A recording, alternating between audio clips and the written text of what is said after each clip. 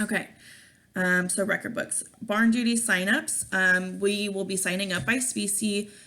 The sheets will be available after spring break or as soon as we reconvene at school. You will sign up for those barn duties. Depending on the species, depends on how many hours you have to do, and how many students are per barn duty. Normally, there's at least two for every barn duty section. We'll go over that more when we kind of reconvene at school. You signed as part of your SAE contract at the beginning of the year saying that you will meet the expectations of barn duty, which means that you're there on time, that you're not going to get food during your barn duty. Barn duty is not your lunch time. Barn duty is not time for you to just be hanging out with friends, but you're there to take care of everyone's animals in our group, making sure they have water and their pen is clean, answering questions to the public, and just being a really good representative to the public for our chapter. So there's more responsibilities that go along with that and more specifics, but of course we'll go over that at that time when we get there. It also says sign up with your species advisor. So goats is Mr. Hester, Mr. Crossan, sheep will be with me, beef will be with me, or Mr. Weatherby, and then swine for sure is with Mr. Weatherby. Okay. All right, so Sunday cleanup expectations. We really like to emphasize this expectation because we know that after you sell your animals, that's a big kind of ending part to your project. You just sold your animal that you've been working with for a long time. And so we tend to lose students at that time, okay? Just because you don't have an animal in a pen anymore. Remember that cleaning up is part of your project. You have to clean up stalls, load out tack, and it can begin when all of the sold livestock has been removed from the fairgrounds in those livestock trucks. This is announced, this is not at our discretion, this is announced by the livestock superintendent.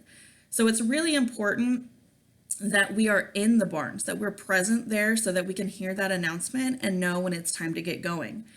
So I just put in here, it's my recommendation, sell your animal, take a moment, go change your clothes, get something to eat, and then return to the barns to wait for cleanup. It's not time now to go to the rides or to just stay in your trailer or do that type of thing. You're still expected to come back and return to the barns and be there waiting to clean up.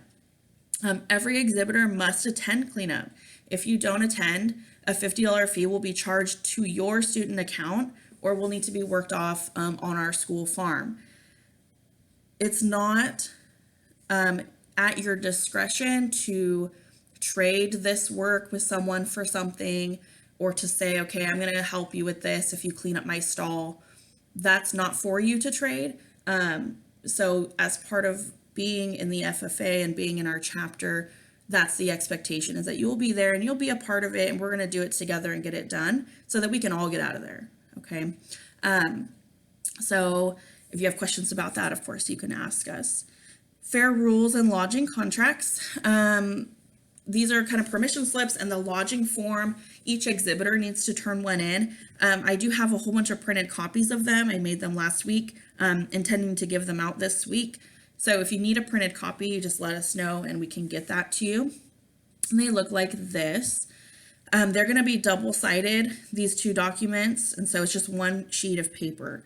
And what this is a parent and exhibitor agreement to what your expectations at the fair are for our chapter.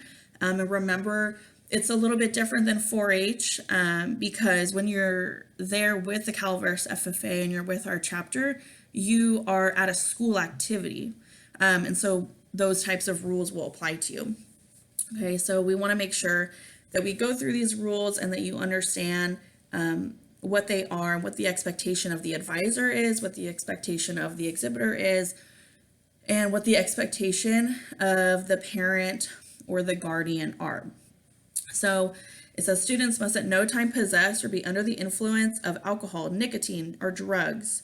Should this occur, the student will be immediately removed from the fair, as will their animals. It's understood that law enforcement may be asked to administer breathalyzers to those that have been believed to use alcohol or anything else during the fair. The best thing you can do is not do that. don't be involved in that. We will be following the rules. I know that the fair, especially, they have emphasized that they are cracking down on this even more. This is a problem with our fair, and it is our hope that our members will not be a part of this. Okay, number 2, all students will work together and cooperate with each other. All of us ag advisors are people of authority, as well as other leaders, the fair superintendent, any fair employees, and you're to be treating people with respect. All students will serve their barn duty as scheduled. You're going to check with the show schedule, and if there's a conflict or anything like that, you're just going to let us know. We're going to figure it out. All students are to be in the barns at 6 a.m. on days when they're showing, and by 6:30 on days when that animal is not showing. If the exhibitor has more than one species, you must care for all your animals before 7 a.m. So just because you have more than one species doesn't mean that you get a huge extra amount of time to do that. Please plan accordingly. Yes, extra animals is extra work. Number 5, because this is an extended school function, foul or obscene language will not be tolerated, and those types of consequences will come along with it, just like it would at school. Any unsafe behavior will not be tolerated. Be respectful, act as you should, as you know that you should when you're representing the Calaveras FFA. Students and parents understand the school function begins at 6 a.m. and ends at 6 p.m. Therefore, the parent or the guardian is responsible from 6 p.m. until 6 a.m. the next day. So we are not responsible for the students after 6 p.m. each day. So that means that they either have a guardian or a parent that they're reporting to. If they're leaving each day, someone is there to pick them up. So just understand that we are not 24/7 responsible for the students there, and we'll go over that as the lodging contract comes up. And the last part is that you understand this is your project. You deserve all the recognition for it, and you will also expect responsibility for the success or failure. You're a member of the animal agriculture industry. Conduct and manage my project according to the best ethical practices as prescribed by the animal ag industry. I know that I'm an FFA member, and on a broader scope, I'm a producer and steward of the animal ag industry. Good animal husbandry, sportsmanship, leadership, and honesty will be the greatest measure of your project. And you guys are going to sign this. Okay, so parent, exhibitor, advisors sign it, and then we keep it on file for administration. On the other side will be the lodging contract, where we discuss specifically for those of you that are staying at fair. If you're not staying at fair, you're still going to turn this paper in because you're going to sign the other side, and you'll just say sleeping area, going home, or whatever. Okay, so not staying here. So students must be assigned to a specific chaperone who will be responsible for them for the whole fair. The student must report to their chaperone by 11 p.m. each night and stay in their campground area after this time.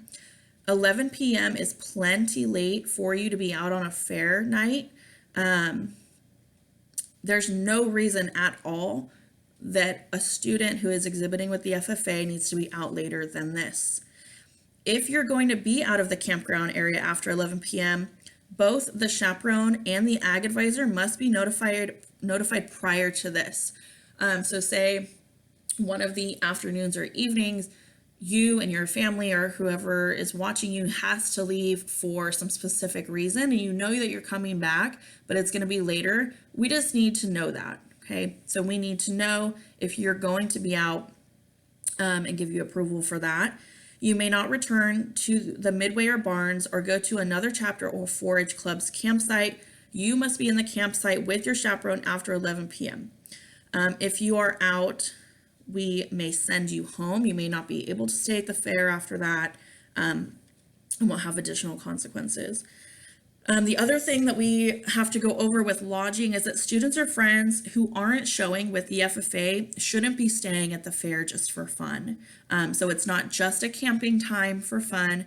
If your family's attending, your entire immediate family and siblings can be there. You're just going to list all of the people that are going to be in your campground here. Okay, so on these lines, you're going to put all of your family members that are going to be there in that. I agree that this arrangement is satisfactory for my son or daughter and understand this is a school function, begins again at 6 a.m. and ending at 6 p.m., meaning that the school relinquishes liability of the students after 6 p.m. that day. So whoever the chaperone or the parent or guardian is should be present by 6 p.m. There shouldn't be 3 or 4 hours where the student is just waiting and has really nowhere to go, waiting for someone to pick them up. They should be picked up, or the parent should at least be there with them after 6 p.m. And again, you guys will sign. Okay.